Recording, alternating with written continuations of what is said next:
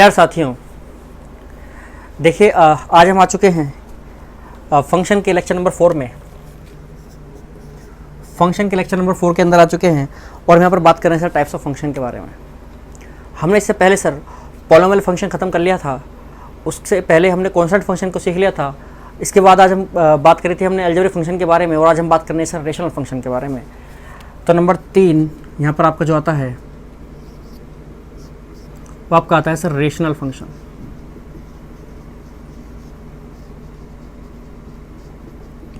देखिए जो चीज़ें आप बचपन से पढ़ के आ रहे हैं ना सर, उन चीज़ों को हम यहाँ पर फंक्शन में पढ़ रहे हैं। आपने पॉलिनोमियल पढ़ा था, ठीक है, आपने अलजेब्रिक एक्सप्रेशंस पढ़े हुए हैं, उनका हमने फंक्शन बना दिया। आपने यहाँ पर रेशनल नंबर पढ़े हुए हैं, उनका हमने फंक्शन बना दिया। तो यही तो सब चीज़ चल रही है। पी अपॉन क्यू आपने पढ़ा था बहुत अच्छे तरीके से, मुझे अच्छे से पता है कि आपने उसको बहुत ही अच्छे से डिटेल में पढ़ा होगा सर। अब रेशनल फंक्शन क्या है, ज़रा इसके बारे में थोड़ा बात कर लेते हैं। देखिए रेशनल फंक्शन आपका किस फॉर्म का होगा, सबसे पहले वो उसकी चर्चा करते हैं।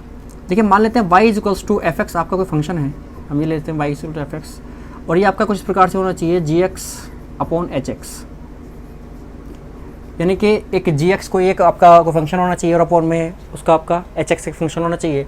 लेकिन यहाँ पर एक कंडीशन ज़रूरी है कि जो hx है वो आपका कभी भी जीरो नहीं हो सकता, नहीं तो ये फिर फंक्शन नहीं रहेगा। तो इस प्रकार के जो फंक्शन होंगे वो आपके अलजेब्रिक रेशनल फंक्शन होंगे।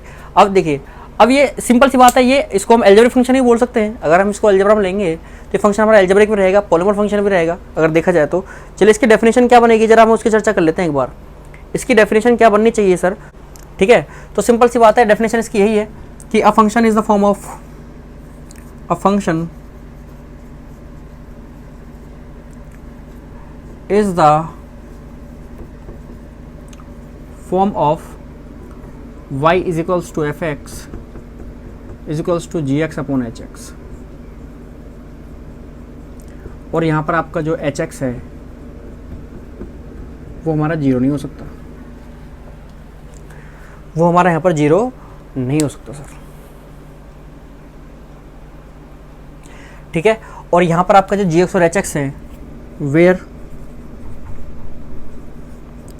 gx and hx are polynomial functions।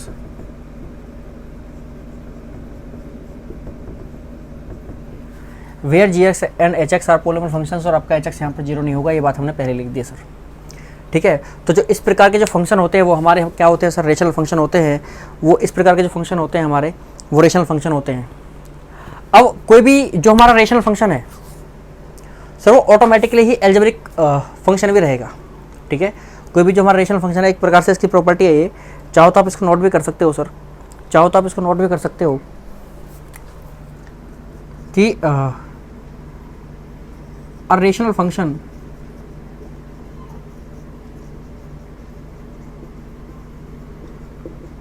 Is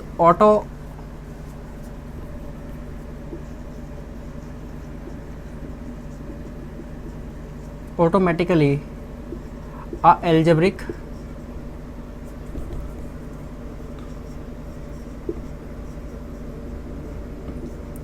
function. चलिए, तो ये छोटी सी चीज़ थी सर, इसके बारे में हमने यहाँ पर सीख ली है। और इसके अगर डोमेन की मैं बात करूँ, इसके अगर डोमेन की हम बात करें सर, यहाँ पर डोमेन,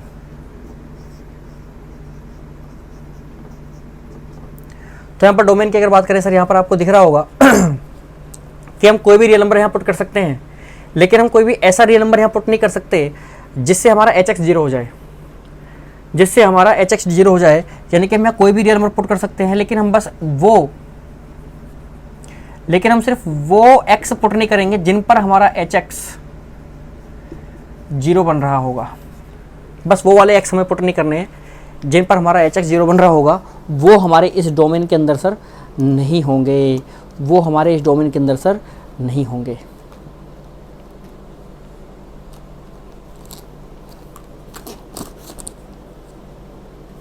ठीक है सर, वो हमारे hx वो हमारे इसके अंदर नहीं होंगे, और रेंज भी आपकी यही होगी। अब एक बार जरा इसको नोट डाउन करिए, फिर हम आगे बढ़ते हैं सेकेंड टाइप की तरफ।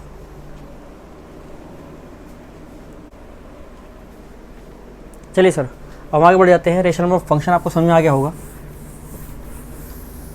ये एल्जेब्रिक फंक्शन का ही पार्ट होता है एक प्रकार से। अब देखिए, अब यहाँ पर बात करने वाले हैं सर आपका आइडेंटिटी फंक्शन की।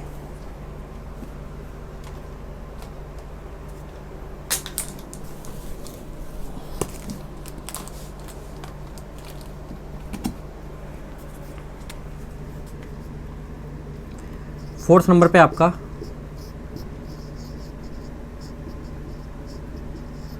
Identity function.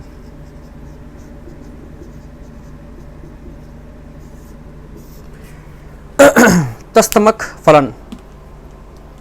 अब आइडेंटिटी फंक्शन क्या होता है उसके बारे में अगर चर्चा करें सर, मान लीजिए कोई फंक्शन आपका ए टू ए डिफाइन है, अगर कोई फंक्शन हमारा ए टू डिफाइन है जिसमें आपका जो एफ एक्स है वो आपका एक्स के इक्वल है, यहाँ पर आपका for all x belongs to A, तो इस प्रकार का जो फंक्शन होता है सर उसको हम आइडेंटिटी फंक्शन बोलते हैं और इसको हम आई ए से डिनोट करते हैं। इसको हम आई ए से डिनोट करते हैं, यानी कि आइडेंटिटी फंक्शन इन ए से डिनोट करते हैं। अगर हम यहाँ पर डेफिनेशन लिखने की कोशिश करेंगे सर, अगर हम यहाँ पर जाएंगे सर डेफिनेशन लिखने के लिए तो कुछ इस प्रकार से लिखना होगा। ये इसकी डेफिनेशन है, इसमें लिखना ही क्या है कि अगर आप इसको लिखने चाह रहे हो तो फिर इस प्रकार से लिख सकता है कि F A to A is identity function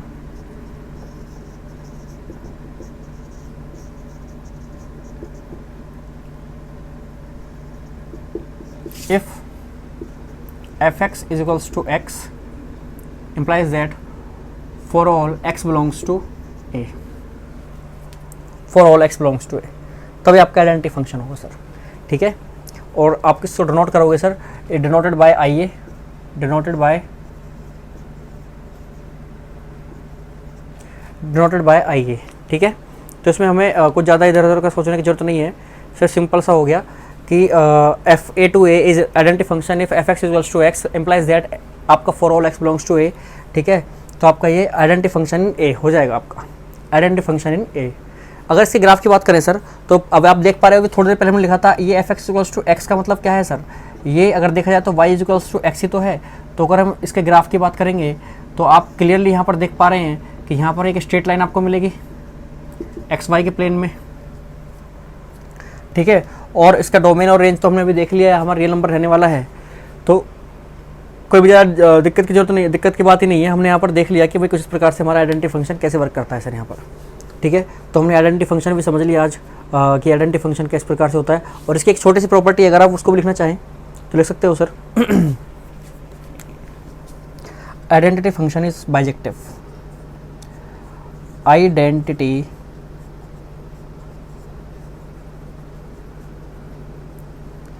function is always bijective।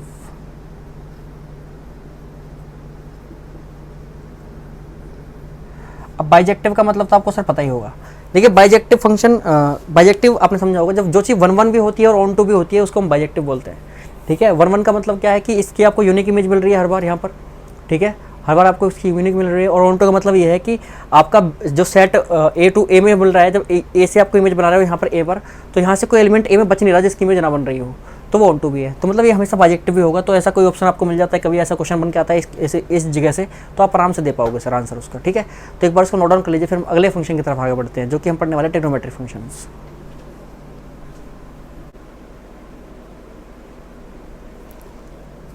चलिए सर, तो फिफ्थ टाइप की तरफ हम आगे बढ़ रहे हैं। फिफ्थ टाइप हमारा क्या है,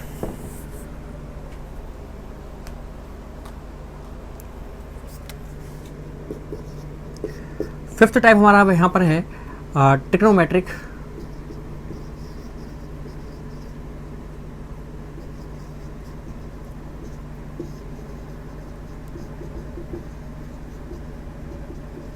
फंक्शंस। अब ट्रिग्नोमेट्रिक फंक्शंस के अंदर हमें सिंपल सी बात है, कुछ ज़्यादा लिखने की जरूरत नहीं है, सिर्फ हमें ट्रिग्नोमेट्रिक फंक्शंस ही पढ़ने हैं। हमारे 6 ट्रिग्नोमेट्रिक फंक्शन होते हैं। कौन कौन से होते हैं, साइन, कोसाइन, और उसके बाद आपका टेंजेंट, सेकेंड, कोसेकेंड। ठीक है, आपके ये सारे क्या होते हैं, आपके कोटेंजेंट, ये आपके क्या होते हैं, सभी के सभी ट्रिग्नोमेट्रिक फंक्शन होते हैं। इनके ग्राफ हमें समझने हैं और इनके रेंज और कोडोमेन के बारे में भी हमें रेंज और डोमेन के बारे में समझना है सर। चलिए, तो सबसे पहला आपका आता है इसके अंदर sir shiny function.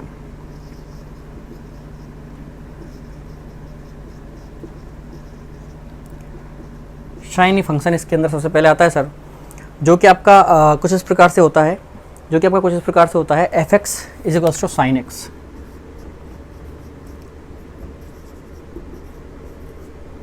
F X is equals to sine X. चलिए सर, तो यहाँ पर हम इसके ग्राफ की बात करने वाले हैं। तो ग्राफ हम यहाँ पर बनाएंगे सर कुछ इस प्रकार से।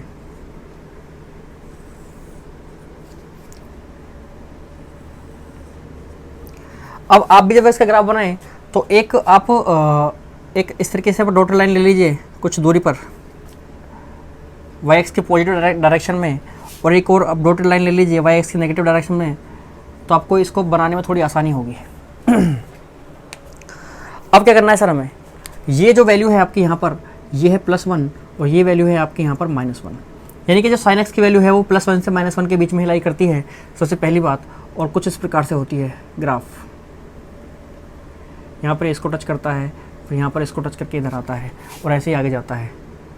फिर यहाँ पर भी कुछ इस प्रकार से इसको टच करता है और यहाँ पर इस प्रकार से आता है, फिर इसको टच करता है और आगे चला जाता है।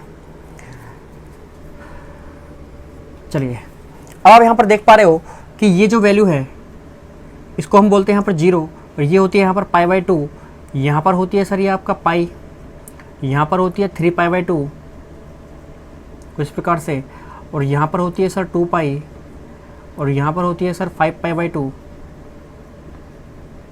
और ये यहाँ पर आपका 3π। इसी प्रकार से आपका नेगेटिव डायरेक्शन में यहाँ पर आपका -π/2,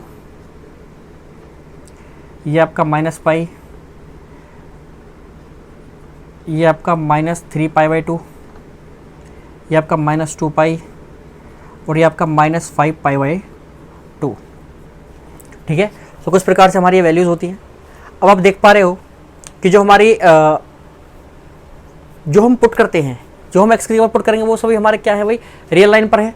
तो रियल लाइन पर तो ग्राफ चलता जा रहा है, खत्म ही नहीं हो रहा कहीं पर। तो उसका मतलब डोमेन तो इसकी भैया सीधी आपको दिख रही है कि आर ही होने वाली है, जो इसकी डोमेन है वो तो हमारी इसकी आर ही होने वाली है। डोमेन में यहाँ लिखता हूँ सर, डोमेन तो इसकी आर ही होने वाली है। लेकिन अगर हम इसकी रेंज की बात करेंगे सर, जो हम इसकी रेंज की बात करेंगे तो वो ज़्यादा इंपॉर्टेंट हो जाएगी हमारे लिए। रेंज आपके देख पा रहे हो सर कि यहाँ से +1 और -1 के ही बीच में है, यानी कि -1 से लेकर के +1 तक आपका ये आपका रेंज इसकी होने वाली है, और इंक्लूड है -1 भी इंक्लूड है और +1 भी इंक्लूड है। चलिए सर, कुछ प्रकार से हमारे सामने है ग्राफ साइन एक्स फंक्शन का, और हमने यहाँ पर समझ लिया है कि साइन एक्स फंक्शन का ग्राफ किस प्रकार से होता है। ठीक है, एक बार इसको नोट डाउन कर लीजिए, फिर हम आगे बढ़ते हैं।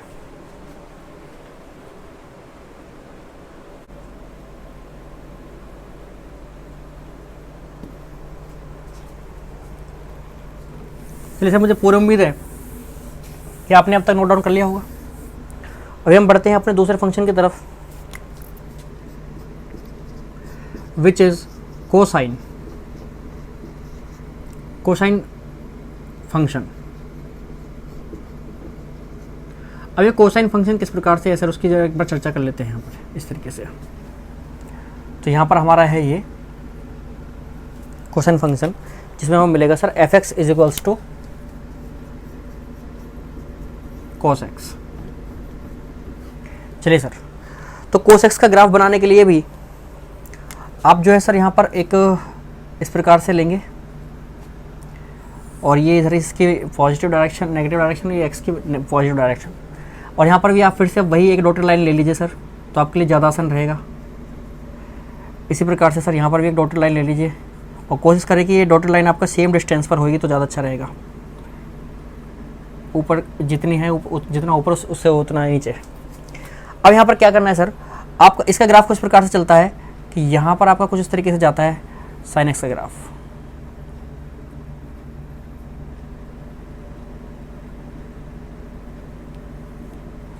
और ये यहाँ से कुछ प्रकार से आता है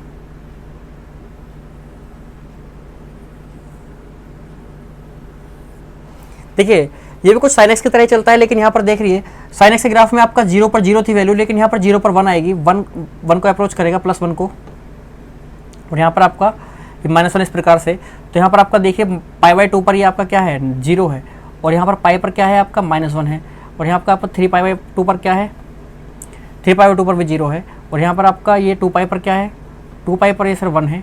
ठीक है, कुछ इस प्रकार से आपका आगे चलता रहेगा। यहाँ पर ये आपका 5π/2 आएगा, और ये आपका यहाँ पर 3π आएगा। चलिए सर, तो यहाँ पर हम देख पा रहे हैं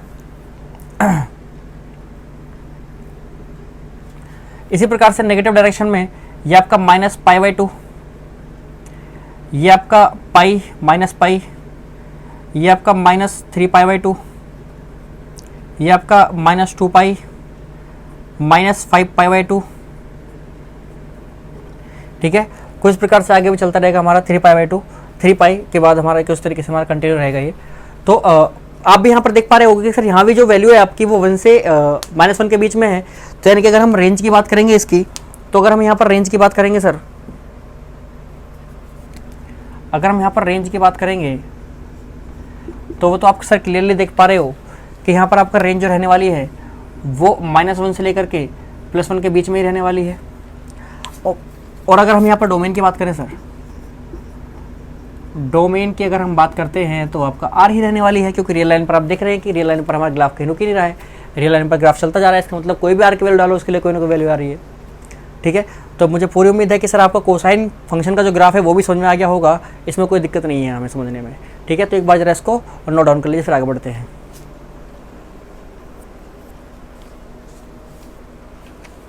चलिए सर, अब हम बात करने वाले सर यहाँ पर तीसरा आपका टेंजेंट फंक्शन की, टेंजेंट फंक्शन की बात करने वाले हैं सर यहाँ पर।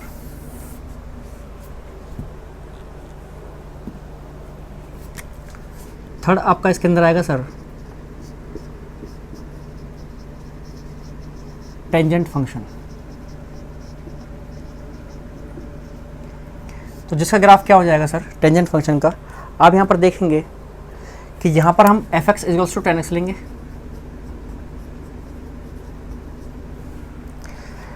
अब इस f(x) = 10x का ग्राफ किस प्रकार से हमें ड्रॉ करना है, अगर उसकी चर्चा हम करें तो सर थोड़ा सा हमें चीज़ों को समझना होगा। हम यहाँ पर कुछ प्रकार से ले लेंगे एक लाइन, ये हमारी y एक्सिस है, और इसके अलोंग हम ले लेंगे ये हमारी negative direction of x axis, and this is the positive direction of x axis. ये हमारी y है, ये हमारी x है। तो सर देखिए, आपको यहाँ पर tan 0 की वैल्यू याद रखनी है। tan 0 पर tan 0 होता है, इसका मतलब कि tan 0 पर जो tan है आपका डिफाइन है, और जो tan का ग्राफ है वो आपका 0 पर जाएगा, 0 पर जाएगा। तो इसके लिए अब आप क्या करेंगे कि यहाँ से अब आप कुछ डिस्टेंस लेंगे, ये 0, ये π/2, इसको आप π/2 ले लीजिए। चलो थोड़ा बड़ा बनाते हैं, ये हमारा π/2 हो गया। इसके बाद हमारा ये सर यहाँ पर पाई हो गया, उसके बाद ये सर हमारा यहाँ पर 3π/2 हो गया, और ये हमारा यहाँ पर 2π हो गया। ठीक है, इसी प्रकार से हम इसको यहाँ पर बनाते हैं, यहाँ पर आपका -π/2, और ये यहाँ पर आपका -π, और ये यहाँ पर आपका -3π/2, और ये हमारा यहाँ पर आ गया -2π। अब देखिए, जो हमारा इसका ग्राफ होता है, इसके लिए आप क्या करेंगे, सबसे पहले यहाँ पर इस π/2 पर इस तरीके से डॉटेड लाइन बनाएंगे सर, एक -π/2 पर और π/2 पर। क्यों बना रहे हैं सर? क्योंकि माइनस हमारे π/2 पर ग्राफ डिफाइन ही नहीं है। π/2 10 π/2 की वैल्यू होती है इनफाइनाइट, नॉट डिफाइन, तो वहाँ पर ग्राफ डिफाइन नहीं है। तो क्या होता है सर, इधर से ये ग्राफ जो है हमारा कुछ इस प्रकार से जाता है, और यहाँ से ग्राफ जो है हमारा कुछ इस प्रकार से जाता है, इस तरीके से ये 0 है, और ऐसा कंटिन्यू रहता है सर हर इंटरवल में। देखिए -π/2 से π/2, ऐसे π/2 से 3π/2, यहाँ पर आप एक और लाइन ड्रॉ करेंगे 3π/2 पर, और यहाँ पर भी आपका पाई पर तो 0 रहेगा, पाई पर तो आपका 0 रहेगा, इस प्रकार से जाएगा, लेकिन इधर है आपका इस तरीके से निकल जाएगा। ऐसे आपका आगे एक और अगर आप लाइन लेंगे इधर को जाकर के 5π/2 की, तो वहाँ पर भी आपका ग्राफ कुछ इस प्रकार से रहेगा, और यहाँ से ग्राफ इस तरीके से निकल जाएगा सर। इस प्रकार से यहाँ पर आइए सर, तो यहाँ पर आप लाइन लेंगे सर 3π/2 पर, तो यहाँ पर भी ये ग्राफ कुछ इस प्रकार से यहाँ रहेगा, इस तरीके से कंटिन्यू करेगा ऊपर की तरफ, और यहाँ पर फिर इस प्रकार से निकल जाएगा, और यहाँ पर भी अगर एक और लेते हैं हम तो कुछ इस प्रकार से रहता, और कुछ इस प्रकार से नीचे निकल जाता। तो कहने का मतलब ये है कि आपको क्लियरली दिख रहा है कि आपका पाई, पाई 2 पाई और जो आपका 3 पाई वैल्यू होंगी माइनस पाई प्लस -2 पाई -3 पाई पर ये ग्राफ डिफाइन है, लेकिन pi by 2 3 pi by 2 in values पर ग्राफ डिफाइन ही नहीं है। तो ऐसे में आप देखेंगे तो हम वैल्यू तो कुछ भी डाल सकते हैं सर, डोमेन की वैल्यू तो हम कुछ भी डाल सकते हैं, लेकिन हम केवल वो वैल्यू नहीं डाल सकते जिन पर वो डिफाइन नहीं होगा, यानी कि 3 पाई बाई 2 वाली वैल्यू हम नहीं डाल सकते, ठीक है। बाकी तो हम डाल सकते हैं और हमें मिलेगा क्या, उसकी भी चर्चा हम कर लेते हैं सर। हमको मिलना तो सर यहाँ पर रियल नंबर ही है, कोई ऊपर से नीचे तक आपको इधर भी नेगेटिव पूरा इन्फिनिट तक जा रहा है, पॉजिटिव डायरेक्शन में इन्फिनिट तक जा रहा है और नेगेटिव डायरेक्शन में इन्फिनिट तक जा रहा है। तो यहाँ पर अगर हम डोमेन की रेंज की बात करूँ तो रेंज तो बहुत आसान होगी सर। देखिए रेंज तो आपकी बहुत आसान हो गई, रेंज तो हमारी सीधी आर हो जाएगी।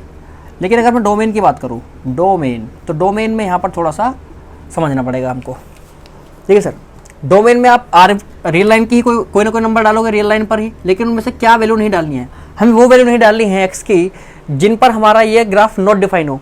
नॉट डिफाइन किन पर हो रहा है, जैसे पाई बाई 2, ठीक है, pi by 2 minus pi by 2 plus pi by 2, ठीक है, उसके बाद -3 pi by 2 plus 3 pi by 2 5 pi by 2 -5 pi by 2। तो इनके लिए हम क्या लेते हैं, हमें ऐसे एक्स नहीं लेने हैं जहाँ पर हमारा n, इसको n लिखते हैं n, ऐसे नहीं लेने हैं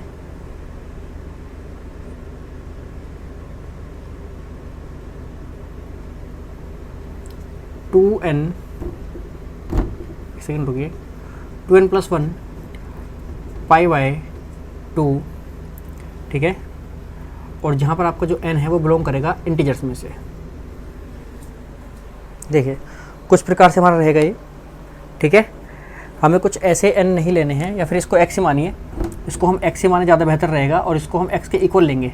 हमें ऐसे x नहीं लेने हैं कि जिन पर हमारा x की वैल्यू अगर ये है, तो यहाँ पर हम अगर कोई भी पॉजिटिव इंटीजर कोई भी इंटीजर में से कोई वैल्यू डालें n की, तो उसके लिए ये डिफाइन होना चाहिए, ये हमें नहीं लेने हैं। जैसे कि हम जहाँ पर 0 डालेंगे, तो 0 डालेंगे तो पाई बाई 2 आएगा, तो पाई बाई 2 हमको नहीं लेना है आर में से, देखिए नहीं लेना है पाई बाई 2 हमें आर में से।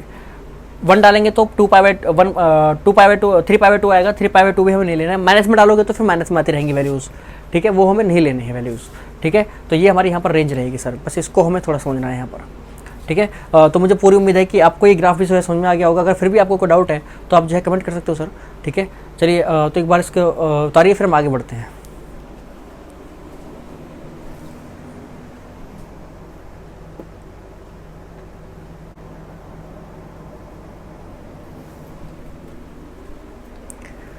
चलिए सर, अब यहाँ पर हम पढ़ने वाले हैं सर कोटेंजेंट का ग्राफ। अब यहाँ पर पढ़ने वाले हैं सर कोटेंजेंट का ग्राफ।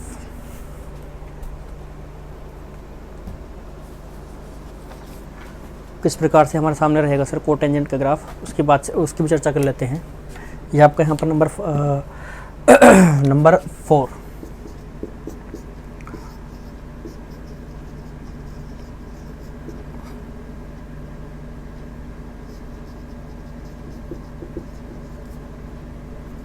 Cotangent function. भाई कोटेंजेंट फंक्शन किस प्रकार से होगा हमारे सामने, इसकी भी हमें जो है चर्चा करनी चाहिए सर, वो भी अच्छे से करनी चाहिए। तो उसके लिए जो हमारा फंक्शन रहेगा वो किस प्रकार से डिफाइन रहेगा उसके बारे में बात कर लेते हैं। हमें लेना होगा f(x) = cot x, ठीक है, f(x) = cot x। अब इसके लिए जो ग्राफ बनेगा सर, उसके लिए भी हम जो है यहाँ पर एक बार थोड़ा सा ध्यान लगाएंगे। ये हमारी इस तरफ हमारी नेगेटिव डायरेक्शन, और ये हमारी इस तरफ जो है पॉजिटिव डायरेक्शन ऑफ x, और ये y। और अब किस प्रकार से हमें करना है, ये 0, यहाँ पर आपका ले लेते हैं पाई बाई 2, ये आपका पाई, ठीक है, ये हमारा जो है यहाँ पर हो जाएगा 3 पाई बाई 2, और ये हमारा हो जाएगा 2 पाई, ये हमारा हो जाएगा यहाँ पर 5 पाई बाई 2, और ये हमारा हो जाएगा यहाँ पर 3 पाई। इस प्रकार से यहाँ पर हम -पाई बाई 2 ले लेते हैं सर, यहाँ पर हम आपका -पाई ले लेते हैं, यहाँ पर हम आपका -3 पाई बाई 2 ले लेते हैं, यहाँ पर हम आपका -2 पाई ले लेते हैं, यहाँ पर हम आपका -5 पाई बाई 2 ले लेते हैं, और यहाँ पर हम आपका -3 पाई ले लेते हैं। इसी प्रकार से कंटिन्यू रहेगी ये चीज़ भी। अब आपको याद रखना है सर, यहाँ पर 0 पर जो है ग्राफ डिफाइन नहीं होगा। जो आपका कोटेंजेंट है 0 पर नॉट डिफाइन होता है, लेकिन 90 पर डिफाइन होता है। 90 पर डिफाइन होता है, 90 पर 0 होगा। तो आप इस बार पाई के लॉन्ग लाइन बनाएंगे, पाई के लॉन्ग, पाई पर, 2 पाई पर, 3 पाई पर, ऐसे ही यहाँ पर -π पर, -2π पर, -3π पर, और ये ग्राफ कुछ प्रकार से जाएगा, और ये ग्राफ कुछ इस प्रकार से जाएगा कि इस प्रकार से जाएगा कि इधर से इस प्रकार से आएगा यहाँ पर ऐसे, और यहाँ से ऐसे निकल जाएगा।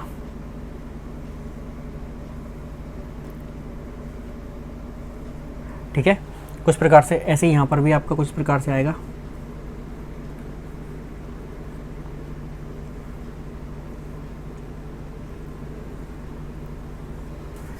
चलिए जी,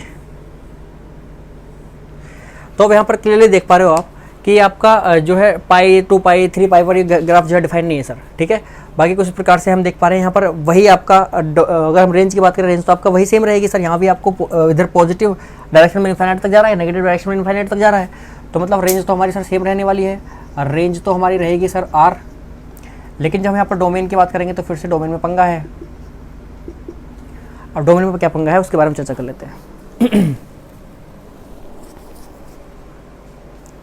देखिए सर, हमें यहाँ पर R की ही वैल्यू लेनी है सर, रियल लाइन पर एग्जिस्ट करती है R की वैल्यू लेनी है, लेकिन कौन सी वैल्यू नहीं लेनी है, हमें वो सारी x की वैल्यू नहीं लेनी है जब x बराबर हमारा nπ हो, सिंपल, और n आपका बिलोंग करेगा इंटीजर्स में से, सिंपल। भाई nπ का मतलब क्या है, आप यहाँ पर 1 डालिए, 0 डालिए तो आपका 0 पर आपको डिफाइन नहीं है, 1 डालोगे तो π पर आपका डिफाइन नहीं है, 2 डालोगे 2π पर डिफाइन नहीं है, माइनस डालोगे तो -2π पर डिफाइन नहीं है। कहने का मतलब ये है कि हमारी डोमेन इस प्रकार से रहेगी और रेंज हमारी इस प्रकार से रहेगी, और मुझे पूरी उम्मीद है सर कि आपको ये चीज़ समझ में आ गई होगी, इसमें कोई डाउट नहीं होगा आपको। ठीक है, अगर आपको फिर भी कोई डाउट है तो आप जो है एक बार दोबारा समझने की कोशिश करिए, दोबारा वीडियो को एक बार देखिए, तभी आपको चीज़ें क्लियर होंगी। ग्राफ को समझना बेहद जरूरी है सर। ठीक है, ग्राफ को समझना हमारे लिए बेहद ज़रूरी है। चलिए अब एक बार जरा इसको नोट डाउन कर लीजिए, फिर हम अगले ग्राफ की तरफ बढ़ते हैं।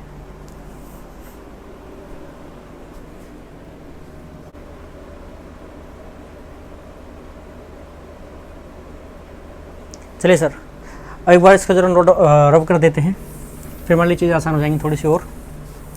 अब पांचवा हमारा जो टाइप है वो है हमारा कोसेकेंट का ग्राफ ले लेते हैं। कोसेकेंट, फिफ्थ हमारा है कोसेकेंट फंक्शन। तो इसमें आपको सिंपली हमारा जो रहेगा, हमारा रहेगा y is equals to, sorry fx is equals to, हम लेके चलेंगे कोसेक x। ठीक है, कोसेक x या फिर कोसेकेंट x, कुछ प्रकार से हम बोलते हैं। अब जब इसका हम ग्राफ ड्रॉ करेंगे सर, तो यहाँ में थोड़ा सा सावधान होना पड़ेगा अच्छे से। इधर हमारा ये नेगेटिव, इधर हमारा ये पॉजिटिव, ये x ये y। देखिए सर, ये आपकी वैल्यू 0 होती है, ये π/2 होती है, ये पाई होती है, ये 3π/2 होती है, ये 2π होती है, ये आपका -5π/2 होती है, और ये आपका 3π होती है। इससे आगे भी चलती रहती है। ऐसे यहाँ पर आपका -π/2, -π, -3π/2, -2π, -5π/2 चलती रहती है सर। अब आपको क्या करना है, आपको बस ये देखना है कोसेकेंट की वैल्यू 1 कब होती है। कोसेकेंट की वैल्यू 1 होती है सर, किस पर, π/2 पर होती है। तो आप यहाँ पर एक लाइन ले लें इस प्रकार से, और यहाँ पर भी एक लाइन ले लें कुछ इस प्रकार से।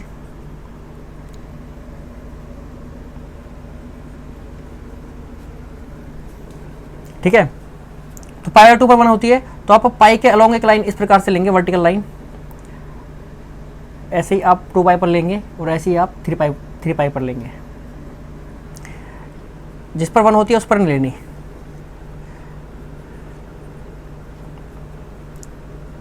वन हो या 0 हो, इधर भी आपका ये आपका -3π पर होगी, -3π मान लो ले लेते हैं हम। चलिए तो ये है हमारे पास में कुछ प्रकार से।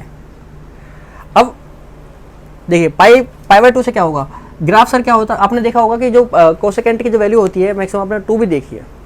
ठीक है, 2 भी देखी है, तो कुछ इस प्रकार से आप जैसे वैल्यू आप डालते रहोगे तो आपका ये π/2 पर तो भैया 1 देगा, तो इसकी वैल्यू कुछ इस प्रकार से जाएगी सर यहाँ पर। और पाई पर डिफाइन नहीं है, 0 पर भी डिफाइन नहीं है सर, पाई पर डिफाइन नहीं है, 0 पर भी डिफाइन नहीं है। अब 3π/2 पर क्या करेगा, 3π/2 पर सर ये -1 देगा, तो यहाँ से वैल्यू इसकी कुछ इस प्रकार से जाती है। ऐसे ही आपका 5/2 पर +1 देगा, तो यहाँ से वैल्यू कुछ प्रकार से जाती है। ऐसे यहाँ पर आपका ये जो है आपका π/2 पर ये आपका -π/2 पर -1 देगा, तो कुछ प्रकार से जाती है। π/2 पर 3π/2 पर ये आपका -3π/2 पर आपका +1 जाती है, कुछ प्रकार से देगा। और -5π/2 पर ये आपका -1 जाती है, कुछ प्रकार से देगा। तो आप यहाँ पर देख पा रहे हो कि हमारी वैल्यूज़ किस प्रकार से डिफाइन कहाँ पर नहीं है, वो इंपॉर्टेंट है जहाँ पर डिफाइन नहीं है। हमारा डिफाइन नहीं है पाई पर, 2π पर, 3π पर, यहाँ डिफाइन नहीं है। तो डोमेन बस समझ में आ गया आपका कि जो डोमेन रहेगी, डोमेन जो रहेगी हमारी, डोमेन सर रहेगी r - n π,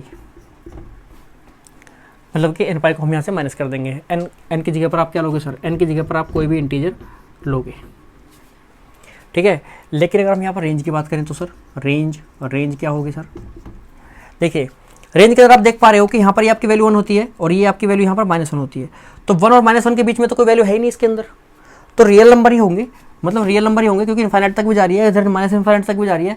लेकिन क्या इंक्लूड नहीं होगा, सिर्फ -1 से और आपका 1 के बीच का जो इंटरवल है, ध्यान रखना मैंने यहाँ पर -1 और 1 को इंक्लूड नहीं करा है कि वो भी नहीं होंगे, वो तो होंगे, -1 और 1 तो होंगे, लेकिन उनके बीच के जो और वैल्यूज़ हैं वो नहीं होंगे यहाँ पर, तो उनको मैंने यहाँ पर माइनस कर दिया है, वो हमारा यहाँ पर रेंज हो जाएगी, ठीक है।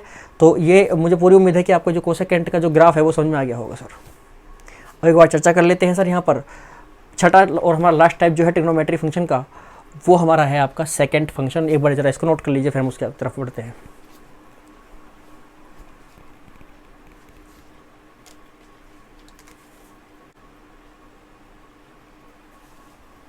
चलिए सर, तो बस मिटा देते हैं।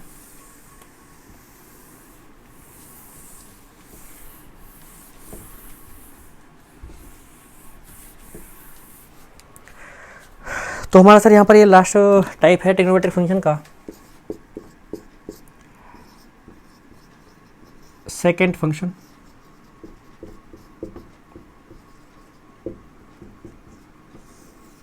जिसमें जो आप फंक्शन लोगे वो f(x) = आपको लेना पड़ेगा sec(x).